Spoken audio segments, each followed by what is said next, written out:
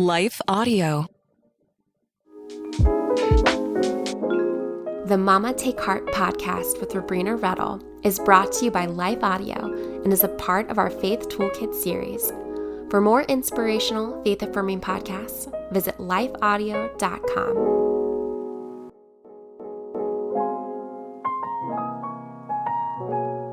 You're listening to Mama Take Heart, Understanding Your Gen Z Girl, a show designed to help you be the compassionate, gospel-centered, and influential voice in your girl's life. I'm your host, Sabrina Rettle. Today's guest is no stranger to Mama Take Heart. She's been with us before. The episode we talked about diet culture. Our guest today is Bracha Kopstick, a registered dietitian specializing in adolescent nutrition. She practices with a non-diet approach. She helps parents feel calm and confident with raising tweens and teens to have a positive relationship with food and their body. Through supportive and collaborative virtual counseling, Bracha educates parents so they can raise adolescents with a good relationship with food, free of shame and guilt.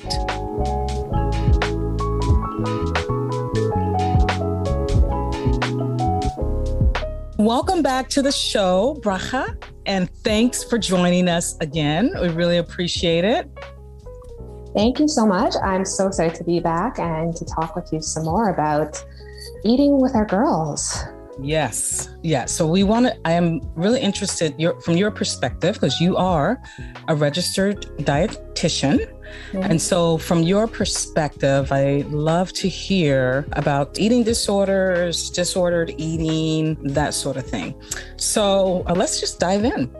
Yeah. I know that there's been some statistics of tweens and teens who suffer from eating disorders. Yeah. There are, honestly, I found from 2007, the International Journal of Adolescent Medicine and Health came out that eating disorders are the third most common chronic illness in adolescent females in the US. The pandemic has really changed that, and we've seen huge increases in the numbers of teens and younger than that being diagnosed, being admitted into hospitals. It's really been such an uptick, such an increase, unfortunately, which kind of makes a lot of sense, because as we'll talk about more about eating disorders, what they are and where they come from, eating disorders serve a purpose. They're not just something that comes out of nowhere. And when kids and teens are living in uncertainty, they've got anxiety, they've got really just the unknown. These eating disorders kind of give that sense of control, help them deal with that anxiety. So it's really not that surprising that we have been seeing this really terrible coping mechanism, these skills, but it kind of does make sense that these increases have occurred over the pandemic. I can see that, especially if it's about control, because there's a lot of things that are not within our control that at one time were, or at least we thought they were.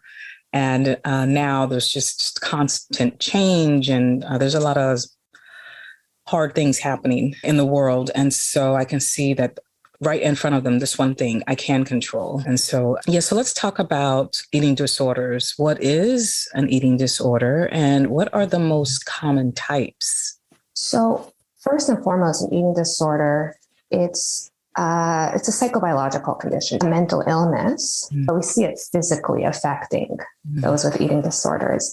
So eating disorders is a mental illness. It's not a choice. People don't decide that they're going to restrict or lose us or do any of those behaviors that I'll mention, but they're not choosing. That's an attention grabber. This is a serious mental illness. And because it's a mental illness, it needs that medical care. It's not just about eating more or eating less. It's about getting that treatment from a medical doctor, from a psychotherapist, from a dietitian, more therapy. It requires a whole team approach because it is both mental and physical. Manifests itself physically. The mental disorder manifests itself physically. Exactly. So what are the most common types of eating disorders? Okay, so we have anorexia. They're both probably the most known. And that would be when there's body image concerns, when there's restriction, so cutting out food. And anorexia occurs in people of all ages, all genders, all races. This isn't something exclusive to a certain socioeconomic level. Like this happens, anyone can have anorexia. There's also, then there's been bulimia nervosa, and that's also restriction with that binge and purge, which you might be familiar with. And then there is binge eating disorder. So that's periods of binge eating followed by a lot of psychological distress, a lot of shame and guilt. And this also, it occurs people of all body sizes. It's not, like you can't tell who has what eating disorder because anyone can have any of these. And then there's ARFID, which is avoidant restrictive food intake disorder. So this isn't body image related, but there is food avoidance. There's fear around food. So that's a little bit more, it's still classified as an eating disorder, but it doesn't have that body image component to it. There's more of the food issues there.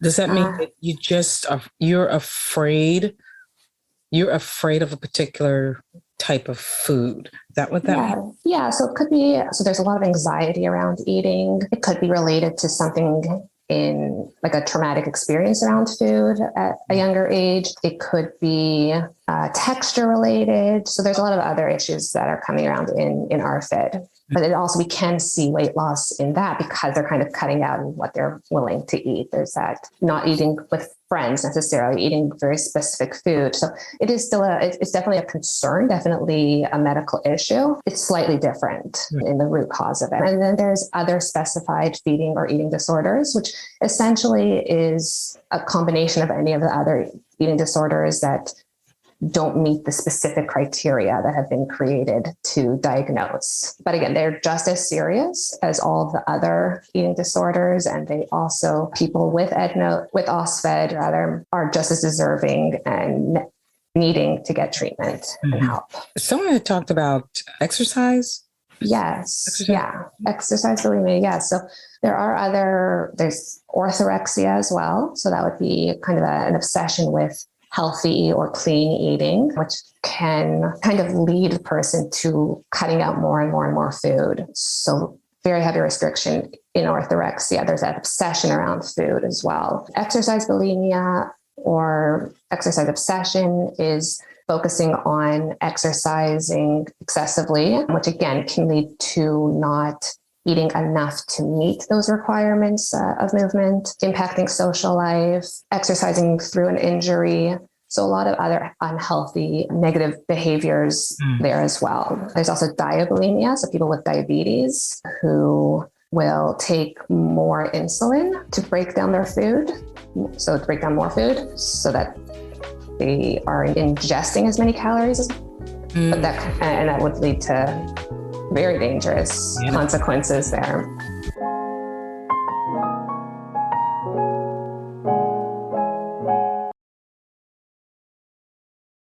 I think we had talked about eating disorders and disordered eating, which I'm pretty sure that I suffered from disordered eating.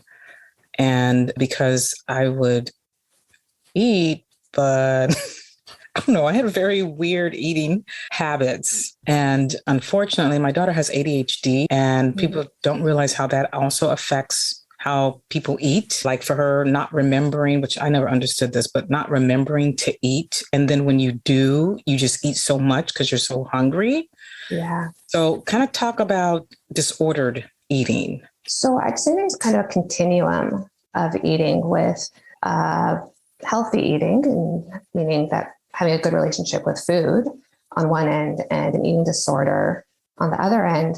And disordered eating can fall anywhere within that continuum, in that sometimes it can manifest in so many different ways, with it being really problematic or less problematic. I would put dieting is definitely in that disordered eating, because it's really any of those behaviors where you are putting rules around food or eating for reasons or in ways that don't honor your body's needs.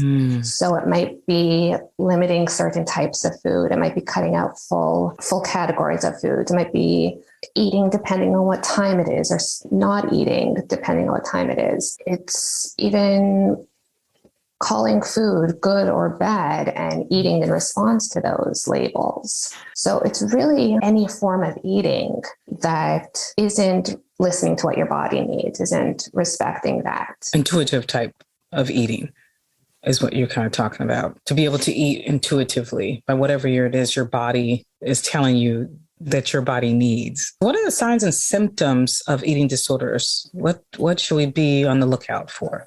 So an eating disorder really thrives in silence and with shame.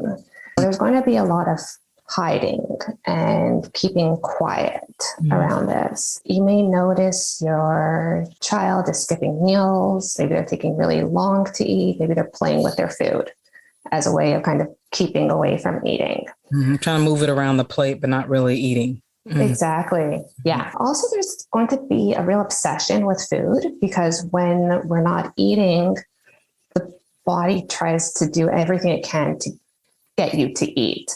And one of those things it does is really thinks about food all the time.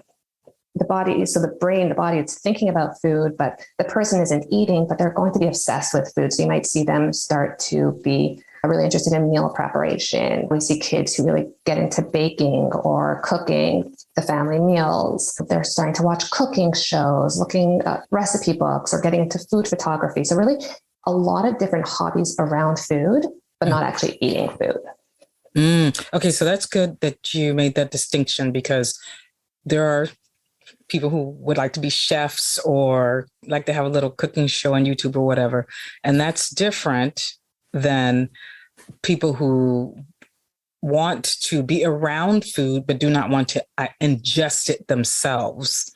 And so that's what you're saying to be in the lookout for. Okay. Exactly. Also, some other things is being in a really high emotional state. So if the brain is hungry, so it's not getting the energy it needs, it's going to be unable to regulate emotions. There's the typical teenage angst, but then there's like not being, more than that, like constantly crying, unable to focus, or we can see a really lockdown of emotions as, so kind of flip sides, but both or either can be a sign of a starving brain.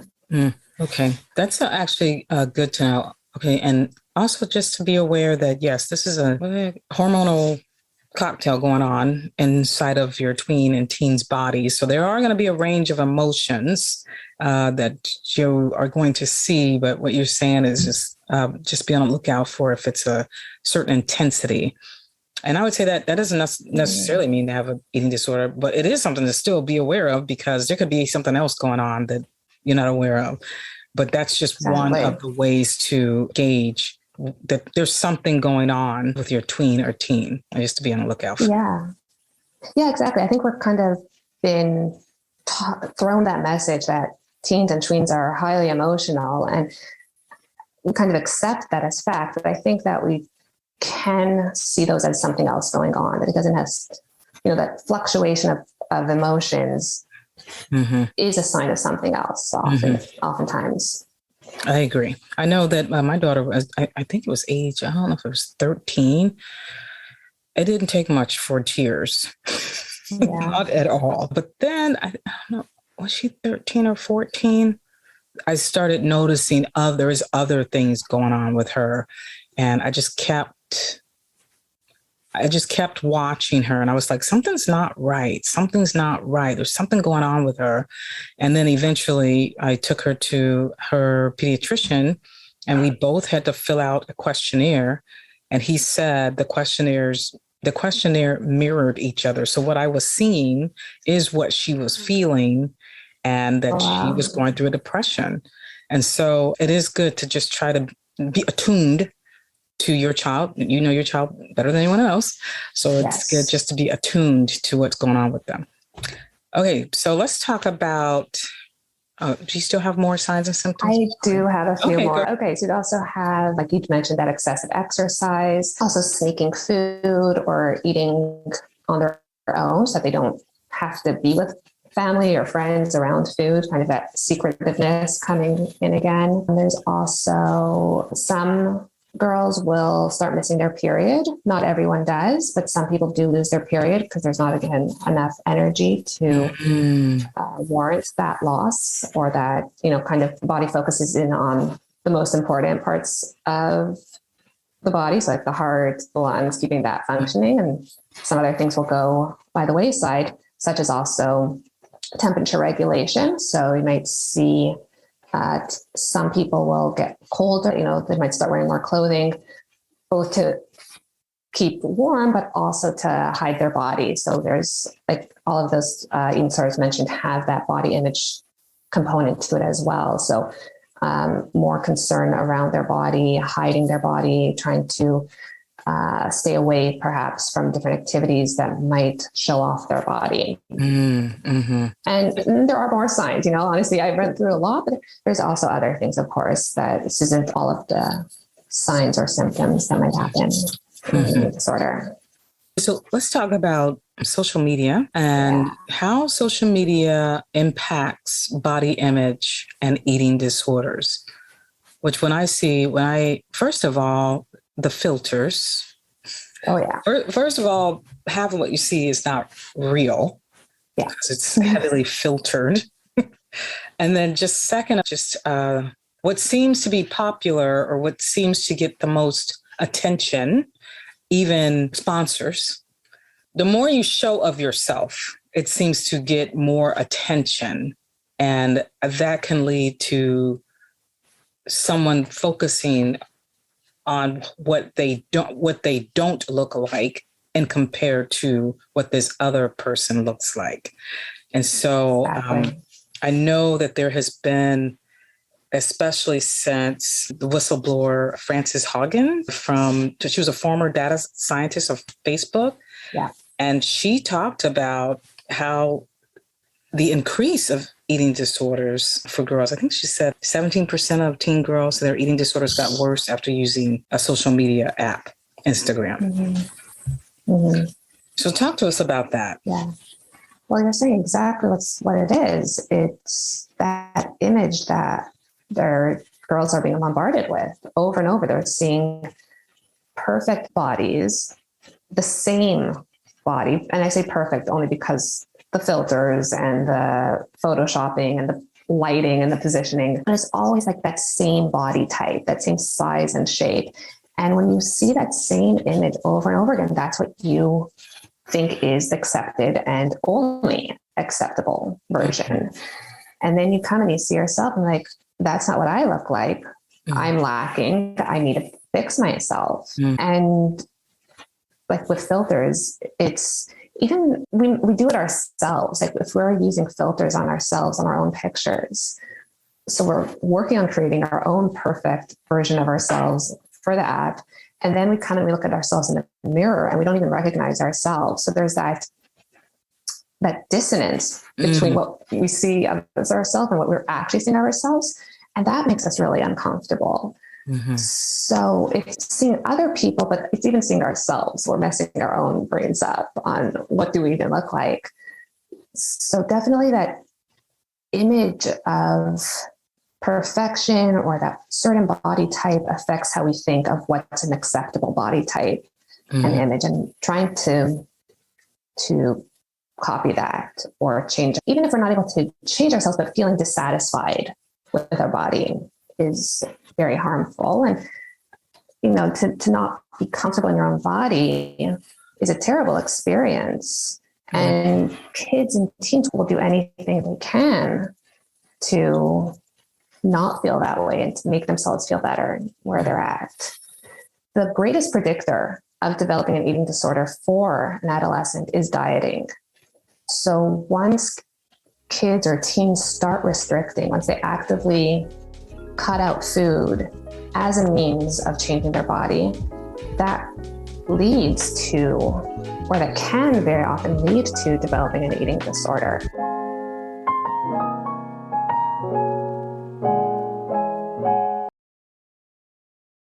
Yeah, I think that what is considered, quote, normal really is not normal. You know what I mean? No, because nobody looks like that. Right. Exactly. Yes. Nobody looks like that. And so if a person has to filter themselves, then that's not the real them. So it is kind of hard though when you're a tween and teen and that's what you see and that's what you believe, but it's hard to wrap your brain around, oh, well, I don't look like this. And there's a lot of messaging that has been sent to us, lots of messaging. What you were talking about before with some of the eating disorders, which some people would not even consider an eating disorder. They would be like, oh, that's just normal eating. Right. And that's because of the messaging that we've received. And it's been over and over and over again. And the diet industry has created.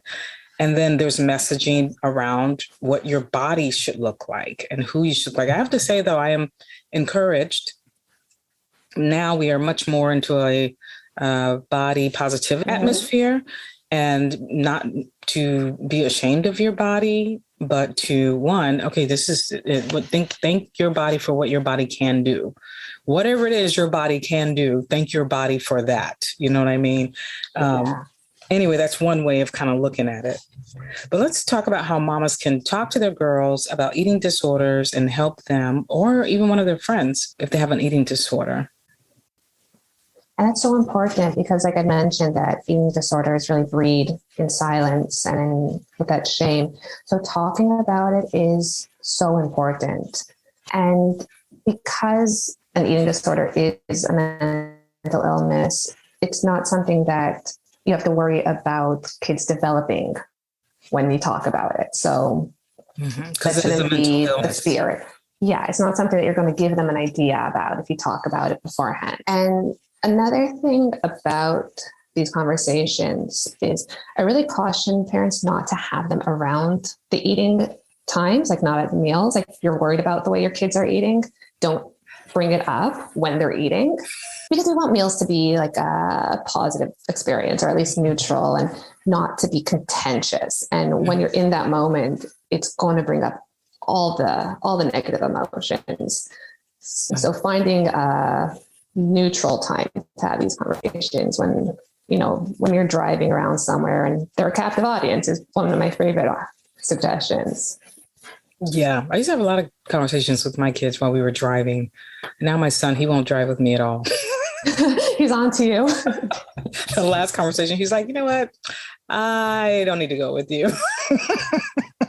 So some of the things to talk about with your daughter would be, like we were just talking about, social media, letting them know what's out there and where these messages are coming from.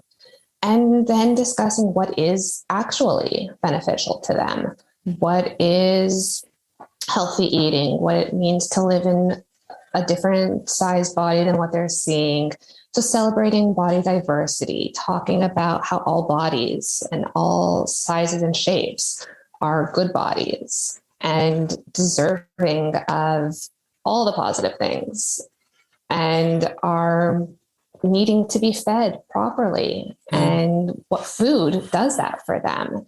And that, bringing up all those messages around food that we want, like those positive messages that support healthy eating and living, making sure that you're not talking about food as good or bad or putting them into those categories. So supporting intuitive eating, supporting honoring your body's needs, and creating that environment that supports that. So where you have that body diversity being celebrated in your home, where you have all the foods available and to be eaten in a non-judgmental way. Also to not make bodies the most, or appearance rather, the most important thing about your daughter, because she is more than a body. So we want to help her recognize that she's so much beyond her looks. So celebrating her values, her achievements, the things that make her unique and special. That's good. Now because I know there are some moms who have struggled with eating disorders or disordered eating and never really learned how to eat properly. And so they might be kind of struggling with this themselves. Like, well, how can I teach my daughter if I'm still kind of in limbo on what to do myself? I'm still struggling myself, maybe not in such a severe way, but it's still kind of elusive on how to do it. And I know you offer coaching or classes or something like that. So can you kind of talk about that a little bit? I've seen that on your Instagram, that you kind of offer coaching in that area. My counseling is either with teens themselves, where when the parents are wanting their kids to get that knowledge, that support in an individual manner of what actually they need to do to live a healthy life and feel comfortable with what they're eating and how they look. Some parents prefer to have me meet with them, right? So that they can kind of influence the culture of their home. And it's not just for that one specific child, but rather for the whole family to benefit from just a whole changed approach of meal times and snacks and what food should or shouldn't be in the home. And usually there are no foods that I say they shouldn't be at home. Really helping them figure out how to approach food and how to create that message for their family, especially because it's often being a complete switch from what's been previously. Like, because you mentioned, they're just don't know because that's not what they've been taught. But right. The diet culture message is so prevalent, so strong. It's often a whole new approach to food, but parents realize that that's what their kids need. That's what their families need to be able to live a more fulfilled life that doesn't just surround food rules or wanting to change their body. Yeah, I like the way you said that, not to have it focused on one child, but to change how the family learns about intuitive eating and how to make it a family motivation for everyone to participate in how we now are going to choose what we eat, because that makes a big difference. When everyone is doing it, then the child who may have a problem or an issue with the eating may not feel so alone in the situation or targeted, like it's just me, but we're all going to learn how to do this the right way, how to eat according to our bodies. We're all going to learn to eat more green, or whatever, eat fish twice a week, whatever, just kind of switching it up a little bit, trying different recipes so that can make it not as stressful, I guess. And often we often see that if one child is struggling in one area, very often a sibling is also struggling. It might come out looking a different way, but very often if there's one person having problems, another sibling might as well. And changing the whole environment can be really helpful in that scenario. Mm-hmm. So how can our listeners connect with you so they can check out what you have as far as your coaching and just all other great information that you have? Because I know your Instagram is wonderful information. Thank you. Yes, definitely check out my Instagram, adolescent.nutritionist. And that's where I link to any new blogs or my newsletter. So that's definitely the best place to be. All right, listeners, I will put the links in the show notes as usual. And thank you so much for joining us today, Bracha, again. And maybe we'll see you soon. I'd love to come back. Thanks so much for having me. My pleasure. Remember, God is for you and you're not alone. With His Spirit, you are filled with courage and strength of purpose. So don't fret, Mama. Instead, take heart. Mama Take Heart is a production of Life Audio and the Salem Web Network.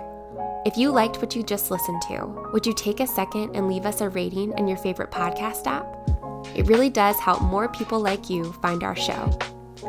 This podcast is produced by me, Kelly Givens, and Stephen Sanders, with executive oversight by Stephen McGarvey. You can find more podcasts like this over at lifeaudio.com.